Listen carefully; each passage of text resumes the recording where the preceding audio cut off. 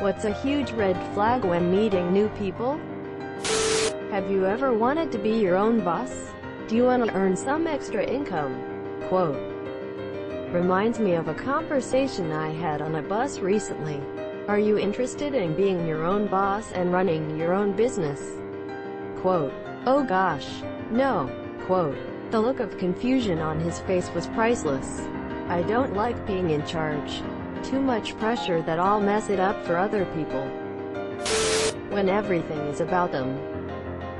Why would you post this about me? Don't be delusional. They obviously were talking about me. I have a coworker like this. Will dump all this personal information about herself and then just walk away. Leaving their rubbish on restaurant tables or cinemas floors. Being mean to their friends. Being on their phone the whole time or constantly pushing their opinions onto you. If they make plans with you and they cancel later because they got a better offer. I hate this. I dumped a friend of 10 years for constantly pulling shit like this. It really shitty to always feel like you aren't good enough. She ended up getting mad at me for not bringing it up sooner. All the more reason to cut ties. Admittedly, you had a decade to bring it up. Always look out for the two sheds. Those people who can't go for 5 minutes without one-upping someone else. Not gentlemanly empathizing and sharing their experiences, but taking the whole, that's nothing. Listen to my story, rude. Two sheds? Common nickname for one-uppers. You have one shed, they have two. It's a nice way of putting it. I don't like to say, but I actually have 3 sheds. Big ones, with heating. And I built them myself. From cedar. More specific to dating. But I have someone always plays the victim in their other relationships, e.g. calling all their exes crazy. If they describe 1 to 2 people. Okay, maybe they had bad tastes or got unlucky. If everyone they dated was crazy, then they should probably look in the mirror. On a related note, I always watch out for people who introduce others badly. If the first thing you say about people is, OMG this person looks funny, or, they're a bitch, I'm going to wonder how they'll think and talk about me to others. Ooh this. I've had some poor taste in partners in the past. Like severely abusive. And they were exactly like this. All their exes were crazy. Insane. Horrible bitches. Nothing good to say about any of them. Finally learned the hard way they were exactly that. All your partners were crazy, you say? They are proud, calling themselves jerks, two-faced, and other very questionable qualities. I was 21 when I started dating my ex-husband. He proudly called himself an asshole all the time. But he was always sweet with me, so I never believed it. Turns out he really was an asshole, and I realized that if someone defines themselves negatively, you should probably believe them. People who talk like this basically subscribe to the "if I admit that I suck then you can't get mad at me" school of thought. I'm brutally honest. I once met a girl who told me she'd stabbed her ex-partner and didn't believe in human rights. All within about 5 minutes. So would you share some red flags you noticed in her? Hold on. He's a man of culture. He's just throwing in a little of the good stuff before he unloads on her. Username terrifyingly checks out. They keep interrupting or continue to use the shortened version of my name after specifically telling them not to. I hate it when they do that too, Jinx. Same, Afra, really hurts me sometimes. Like, why would people do such a thing? Hunt. I met a guy in the US earlier this year and after hello, he literally said, I'm a venture capitalist and I just made $10 million from a company that Google bought out. He then started banging on about Google basically giving them money to go away. To be honest, I sympathized with Google. Caveat, it might have been Facebook or Microsoft. I stopped listening pretty quickly. He was probably lying. None of that sounds true at all. Lying, and/or trying to draw them into some sort of pyramid scheme.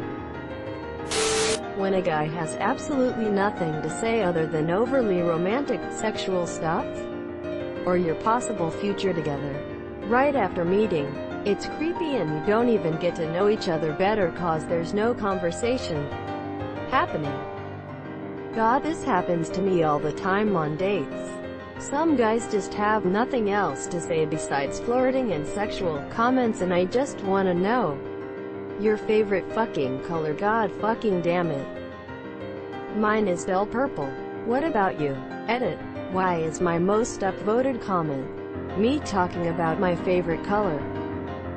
Dark gray. Thanks for being the first person to ask. You're more polite than my dates. Gets angry over the smallest thing. The cashier shorted you $1 when giving change? Mistakes happen. Doesn't mean she was trying to scam you. They don't just undercook a burger, Jerry. Servers can't tell how the chef cooked your steak, and cooks don't know who TF they're cooking for.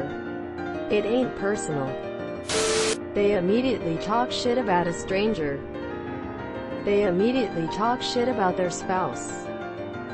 I went to a meetup recently and got some drinks with the people after. One guy gave me a bad vibe. He seemed like he had a really low tolerance for other people messing up and being a little awkward. He was like, yeah, I was a little bit nervous about going to the meetup, but then I realized that there are some really fucking weird people and there's no reason to be nervous. Just sat wrong with me because I'm kind of awkward and just want to meet new people. The last straw was when we were playing pool at the bar and this one girl had something wrong with her voice and couldn't talk very loud, so he actually asked her if that's how her voice always was, or there's something wrong with it. What a douchebag. He invited me to watch football with him the next day, lol. I didn't respond. If they start talking about their MLM, multi-level marketing scheme, they see you as a prospect, not a friend. It's not a pyramid scheme. It's an inverted funnel. I'm not selling something, I'm offering you an opportunity to better yourself. That's bigger than a flag. That's something like a planet-sized warning sign. Had a cab driver yesterday afternoon who kept commenting on every schoolgirl with a short skirt. So, that I guess. My ex told me early on in the relationship that she had an incest fantasy. That should have been the first red flag, but I didn't take it seriously at first and thought she was joking until I caught her cheating on me with her blood-related cousin. WTF. She told me later on that one of her fantasies is to be fucked by her own dad and be abused by him. Shortly after I found out she cheated on me with her cousin from her dad's side. Damn, that really makes it sound like your dad fucked her. If you meet them and they're ranting and raving about their bitch of a girlfriend, their backstabbing friends, and how the whole world is doing them dirty.